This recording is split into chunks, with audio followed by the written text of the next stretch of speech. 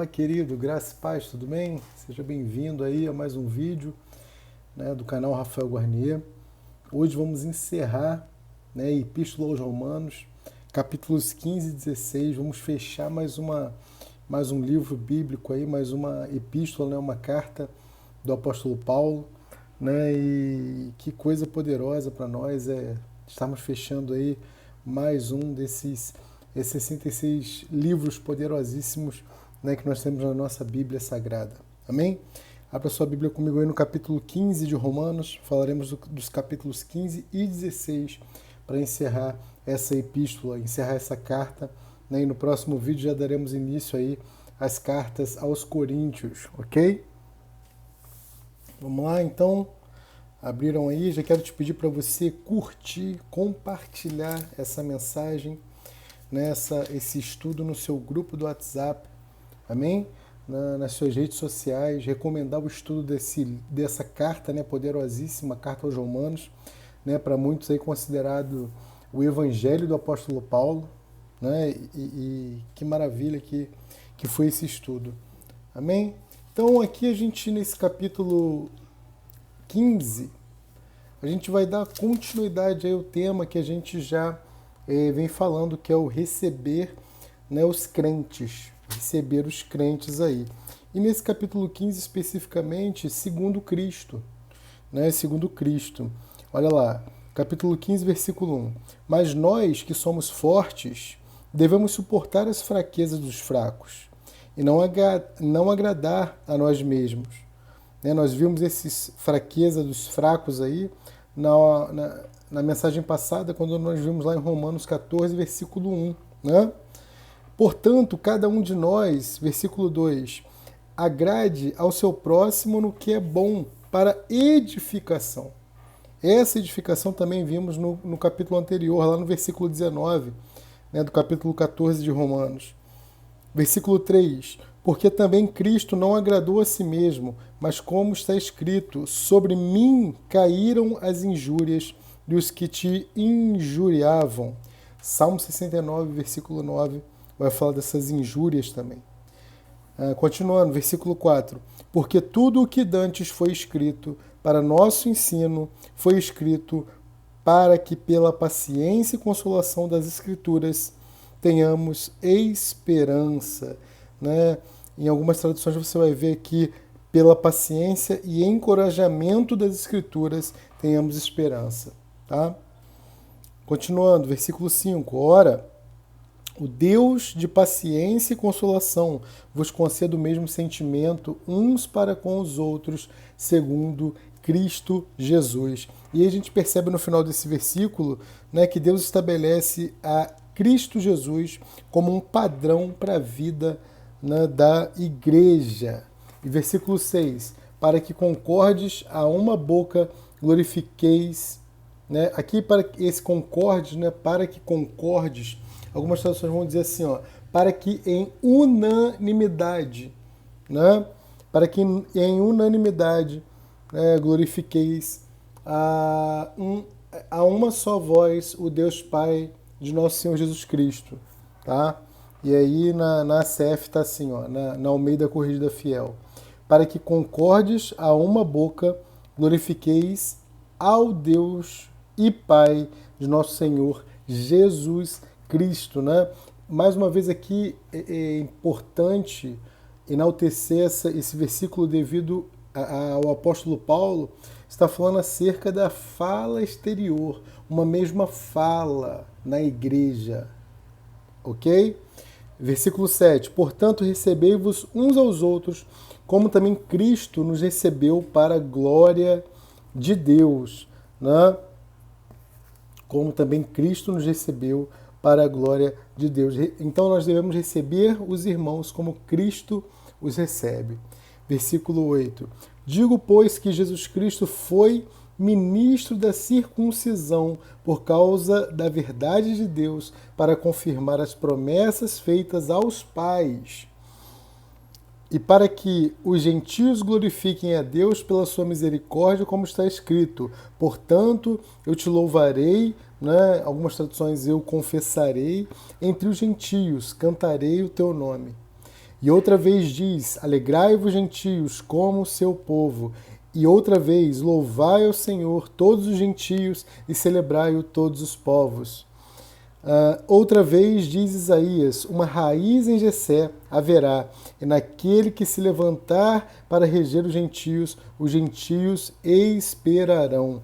Então aqui a gente tem um detalhezinho, a raiz de Jessé, Davi, é uma representação do povo judeu, né? Mas os gentios também estão aqui sendo alcançados, né? Na realidade, os judeus tiveram seu entendimento escurecido para que nós agora, os gentios, pudéssemos viver esse momento de alcance dessa palavra poderosa, desse testemunho poderoso e de sermos testemunhas também daquilo que o Senhor tem feito na nossa vida. Versículo 13. Ora, o Deus de esperança vos encha de todo gozo e paz em crença, para que abundeis em esperança pelo poder do Espírito Santo. E agora dos versículos 14 ao 24, a gente vai ter os gentios sendo oferecidos, né? E aí, desse versículo 14 até o final, né? O capítulo 16, versículo 27, a gente vai ter a conclusão, tá? Então, iniciando a conclusão aí, ó. Eu próprio, meus irmãos, certo estou a respeito de vós, que vós mesmos estáis cheios de bondade, cheios de todo conhecimento, podendo admoestar-vos uns aos outros. Mas, irmãos, em parte vos escrevi mais ousadamente, como para vos trazer outra vez isto à memória, pela graça que por Deus me foi dada. Que seja ministro de Jesus Cristo para os gentios, ministrando o Evangelho de Deus para que seja agradável a oferta dos gentios, santificada pelo Espírito Santo, de sorte que tenho glória em Jesus Cristo nas coisas que pertencem a Deus, porque não ousarei dizer coisa alguma que Cristo por mim não tenha feito, para fazer obedientes os gentios, por palavra e por obras, pelo poder dos sinais e prodígios e pelo poder do Espírito de Deus, de maneira que desde Jerusalém e arredores até ao Ilírico tenho pregado o Evangelho de Cristo. Esse Ilírico aqui fica no sudeste europeu. Olha o tamanho do ministério desse apóstolo tão maravilhoso, né? Tão expressivo, né? Escritor aí de metade do Novo Testamento. Foi um ministério gigante, irmãos, fantástico, sem avião, sem os recursos que nós temos hoje, né? Versículo 20. E desta maneira me esforcei por anunciar o Evangelho, não onde Cristo foi nomeado, para não edificar sobre fundamento alheio. Antes, como está escrito, aqueles a quem não foi anunciado verão, e os que não ouviram o entenderão. Por isso também muitas vezes tenho sido impedido de ir ter convosco, mas agora não tenho mais lugar nestas regiões, e tendo já há muitos anos grande desejo de ir ter convosco, quando partir para a Espanha, irei ter convosco, pois espero que de passagem vos verei, e que para lá seja encaminhado por vós, depois de primeiro em parte me satisfazer de vossa companhia. Quando Paulo fala aqui, né, quando partir para a Espanha, na época a Espanha era considerada, né, os confins da terra, pela sua questão geográfica ali, né? A gente pode ver isso também no livro de Atos, capítulo 1, versículo 8, tá? Os confins da terra, quando fala os confins da terra, está se referindo lá à Espanha, tá? Versículo 25. Mas agora vou a Jerusalém para ministrar aos santos, porque pareceu bem a Macedônia e a Acaia fazerem uma coleta para os pobres dentre os santos que estão em Jerusalém. Isto lhes pareceu bem, como devedores que são para com eles, porque se os gentios foram participantes dos seus bens espirituais, devem também ministrar-lhes os temporais. Olha que coisa maravilhosa, né? Os gentios ofertando aqui, né? Uma vez que eles receberam a questão espiritual, né, que cabia aos judeus, e eles querem participar agora ministrando também coisas temporais, ofertas. Amém? Versículo 28. Assim que, concluído isto, e havendo-lhes consignado este fruto, de lá, passando por vós, irei à Espanha. e bem sei que indo ter convosco chegarei com a plenitude da bênção do Evangelho de Cristo, né? A bênção completa desse Evangelho. E rogo-vos, irmãos, por nosso Senhor Jesus Cristo e pelo amor do Espírito, que combatais comigo nas vossas orações por mim a Deus. Versículo 31. Para que seja livre dos rebeldes que estão na Judéia, e que esta minha administração, que em Jerusalém faço, seja bem aceita pelos santos. Se a gente buscar a origem grega aqui da palavra, essa administração é um serviço diaconal, né, de diaconato, tá? Então Paulo servindo aqui como um diácono agora, né, também, a fim de que pela vontade de Deus chegue a vós com alegria e possa recriar-me convosco. E o Deus de paz seja com todos vós. Amém. Capítulo 16, versículo 1, né? Aqui ele vai dar recomendações, ele vai fazer saudações, né? E ele vai falar acerca do cuidado entre as igrejas. Olha lá. Recomendo-vos, pois, Febe, nossa irmã, a qual é serva na igreja que está em Cencreia. Versículo 2. Para que a recebais no Senhor, como convém aos santos, e ajudeis em qualquer coisa que vos necessitar, porque tenho hospedado a muitos, como também a mim mesmo.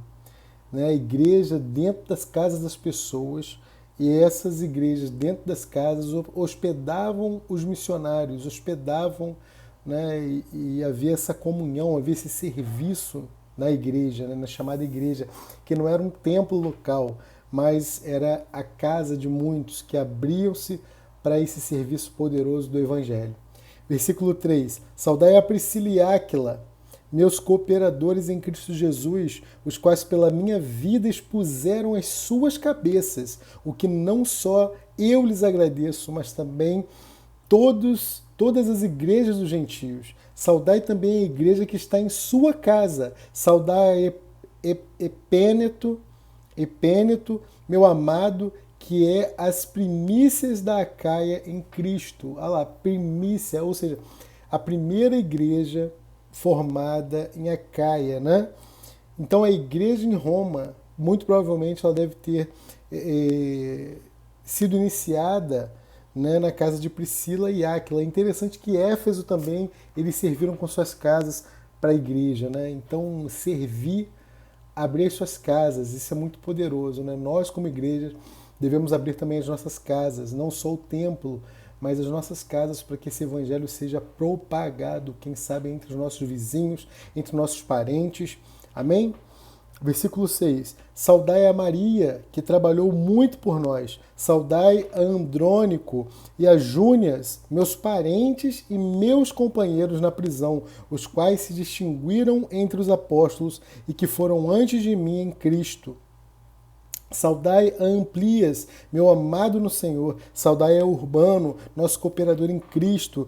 E a Estaques, meu amado. Saudai a Apeles, aprovado em Cristo. Saudai aos da família de Aristóbulo. Saudai a Herodião, meu parente. Saudai aos da família de Narciso, os que estão no Senhor. Olha quantos cooperadores, né? Versículo 12. Saudai a Trífena e a Trifosa, as quais trabalham no Senhor. Saudai a amada Pérside, a qual muito trabalhou no Senhor. Saudai a Rufo, né, um irmão de Roma, né? Saudai a Rufo, eleito no Senhor, e a sua mãe e minha. Isso que Paulo diz assim, ó, é a mãe dele, mas é como se fosse minha também, né? É respeito, é intimidade isso aqui.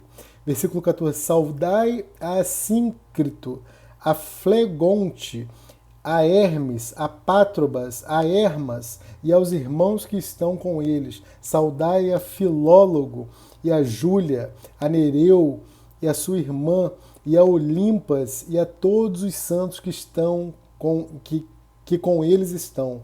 Versículo 16. Saudai-vos uns aos outros com o santo ósculo. As igrejas de Cristo vos saúdam. E rogo-vos, irmãos, que noteis os que promovem dissensões e escândalos contra a doutrina que aprendeste. Desviai-vos deles. Então Paulo aqui é irredutível e é categórico, ele é absoluto, desviai-vos dele. Nós vemos aqui alguns outros capítulos, ele já sendo um pouco menos irredutível, mas aqui não, ele é totalmente na saudação final, nas orientações finais, ele é irredutível. Né? Versículo 18, porque os tais não servem ao nosso Senhor Jesus Cristo, mas ao seu ventre, e com suaves palavras e lisonjas enganam os corações dos simples. Olha isso. Versículo 19, quanto à vossa obediência, é ela conhecida de todos. Comprazo-me, pois em vós, e quero que sejais sábios no bem, mas simples no mal. E o Deus de paz esmagará em breve Satanás debaixo dos vossos pés. A graça de nosso Senhor Jesus Cristo seja convosco. Amém. Satanás só pode ser esmagado pela igreja, amém? Que é o corpo de Cristo. Aleluia. Versículo 21. Saúl, 21, né? Saúdam-vos Timóteo, meu cooperador, e Lúcio, Jason e Sosípatro, meus parentes. Eu, Tércio, que esta carta escrevi, vos saúdo no Senhor. Saúdo-vos Gaio, meu hospedeiro, e de toda a igreja. Saúda-vos Erasto, procurador da cidade, e também o meu irmão Quarto. A graça do nosso Senhor Jesus Cristo seja com todos vós. Amém. E agora do versículo 25 ao versículo 27, ele faz uma saudação final aqui, ó. Ora, aquele que é poderoso para vos confirmar, segundo o meu evangelho e a pregação de Jesus Cristo, conforme a revelação do ministério que desde tempos eternos estava oculto. Interessante, né? O meu evangelho, Paulo está falando aqui, ó, né? E ele diz, ora, aquele que é poderoso para confirmar. Isso aí a gente pode ver também em 1 Pedro 5,10, né? No capítulo aqui 16, a nossa necessidade já não é mais de sermos salvos ou santificados, mas é de sermos confirmados. Segundo o meu evangelho, né, o evangelho completo. Esse evangelho aqui que ele está se referindo ao meu evangelho é o evangelho que ensina tanto sobre Cristo como ensina sobre a igreja, até a consumação nas próprias igrejas, né? Ensina sobre Cristo e ensina sobre o reino. Amém? E por último aqui, quando ele fala assim, ó, a revelação do ministério, que desde os tempos eternos esteve oculto. Esses tempos eternos, desde o princípio do mundo. Né? E quando ele fala da revelação do ministério, ele está falando do quê? Daquilo que foi guardado em silêncio. Né? São dois. O ministério de Deus, que é Cristo, né? Lá em Colossenses 2:2 a gente pode ver isso. E o ministério de Cristo, que é a igreja. Né, como a igreja como seu corpo. Efésios 3, dos versículos 4 ao versículo 6. Amém? Versículo 26. Mas que se manifestou agora e se notificou pelas escrituras dos profetas, segundo o mandamento do Deus eterno, a todas as nações para a obediência da fé. Versículo 27, o último do livro de Romanos, vai dizer assim, ó, ao Deus único, sábio, seja a glória por Jesus Cristo para todo sempre. Amém. Aleluia. E só para finalizar, eu quero falar uma passagenzinha rapidinha aqui para vocês. Né? Anotem aí, ó. Vou fazer uma leitura rápida, tá?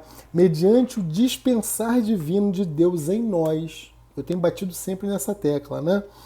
E a sua união divina conosco, podemos experimentar e desfrutar a ação salvadora da vida de Cristo na plena salvação de Deus, como nos é transmitido neste livro de Romanos. Amém? Vejam alguns aspectos aqui, ó. Preste atenção. Aspecto 1. O primeiro aspecto dessa salvação de Deus, hein? Aspecto 1.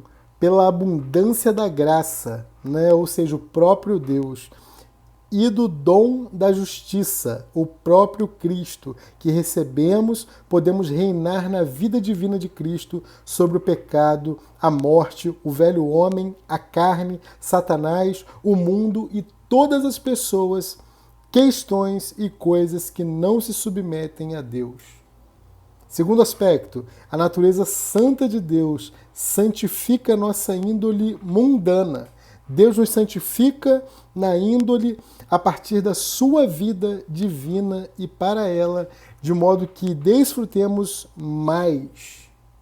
Amém? Terceiro aspecto, a lei do Espírito da vida que habita em nós, isto é, o trabalhar automático e espontâneo de Deus, do Deus triuno, como vida em nós, nos liberta da lei do pecado e da morte, da escravidão do pecado, né? Como nós vimos lá no capítulo 8, versículos 2 e 11.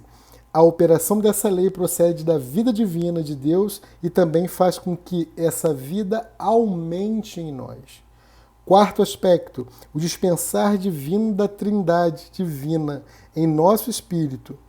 Alma e corpo faz com que essas três partes sejam saturadas com a vida divina processada. Como resultado, todo o nosso ser é completamente unido ao Deus triuno, processado e é mesclado com ele como um só. Poderosíssimo, né? Quinto aspecto, a renovação da nossa mente pelo Espírito resulta na transformação da nossa alma, que nos salva de ser conformados ao estilo moderno do mundo, né? Romanos 12, 2, e resulta em todas as virtudes e no vencer mencionados, né, aqui nos capítulos de 12 a 16, como a nossa vida diária. Uma vida do mais elevado padrão e como a nossa vida de igreja, uma vida que tudo vence. Sexto aspecto, pela renovação da nossa mente, pela transformação da nossa alma, nos tornamos membros um dos outros com todos os crentes no corpo de Cristo e somos edificados juntos como corpo de Cristo e assim temos o serviço do corpo. Essa é a cristalização da nossa experiência de sermos salvos na vida de Cristo. Sétimo aspecto, com base na revelação e ensinamento dos capítulos 14 ao 16, vivemos a vida da igreja local nas diferentes localidades, como a aparência do corpo de Cristo, a igreja universal em diferentes localidades. Oitavo aspecto, quando nos tornamos a igreja edificada, igreja contra a qual as portas do inferno, do Hades, não podem prevalecer em diferentes localidades, proporcionamos a Deus a oportunidade de esmagar a Satanás sobre os nossos pés, para que desfrutemos Cristo como a nossa rica graça e o Deus de paz como a nossa paz que tudo supera. Né? Acabamos de ver isso agora no versículo 20 do capítulo 16. Nono aspecto e penúltimo, ao experimentarmos os vários aspectos da salvação na vida divina, mencionados acima, somos conformados à imagem do primogênito de Deus, mediante todas as coisas arranjadas sob a soberania de Deus, de modo que tenhamos os seus atributos divinos e as suas virtudes humanas, e dessa forma expressemos a glória e a beleza dele, o homem Deus. E por último, décimo e último aspecto, no processo da nossa experiência de salvação na vida divina, o esplendor dessa vida nos satura gradualmente até saturar o nosso corpo, o que resulta na sua redenção. Romanos 8, 23, né? Para que o nosso espírito, alma e corpo entrem todos na glória de Deus. Né? Romanos 8, 30. Tá? E a gente vê também no versículo 17 do capítulo 8. Essa glorificação é o cume que é atingido em nós pela ação salvadora que está na vida divina e no clímax da plena salvação de Deus. Aleluia! Com esses 10 aspectos aí da salvação, né? Com esses 10 aspectos aí da salvação de Deus, né? Como nos é transmitida, nós encerramos esse livro de Romanos, né? Essa carta, na realidade, aos Romanos. Eu espero que você tenha sido tremendamente abençoado por esse estudo de Romanos. Amém? Quero te pedir mais uma vez que você curta e compartilhe esse vídeo, inscreva-se no canal e avisar que a nossa Black Friday, né? Black November, continua lá na Hotmart e você pode adquirir o livro Apocalipse de minha autoria por apenas R$20 com o cupom que está aí no primeiro link da descrição do vídeo. Amém? Um grande beijo, fiquem com Deus e no próximo vídeo já começaremos as cartas aos Coríntios. Amém? Fiquem com Deus e até a próxima. Tchau, tchau.